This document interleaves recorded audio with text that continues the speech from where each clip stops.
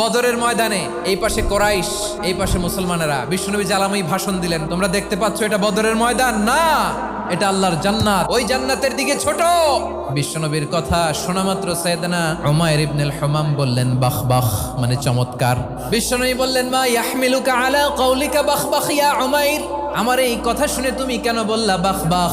ইয়া রাসূলুল্লাহ, আপনার এই কথা শুনে আমি বড্ড খুশি হয়েছি, আর আমি প্রত্যাশা করছি আমি যদি ওই জান্নাতের মালিক হতে পারি তাহলে কতই না ভালো হতো। সুবহানাল্লাহ বলেন। বিশ্বনবী বললেন উমাইর আনতা মিন আহলিহা, তুমি ওই জান্নাতের অধিবাসী, তুমি জান্নাতি। উমাইর চিন্তা করলেন আমি জান্নাতি, নবীর মুখ দিয়ে যখন বেরোইছে ওই জান্নাতে তো আমার ঢুকতেই হবে, কিন্তু হাতে 3টা খেজুর খেয়ে যদি জেহাদের ময়দানে যাই তাহলে জান্নাতে যেতে তো দেরি হয়ে যাবে।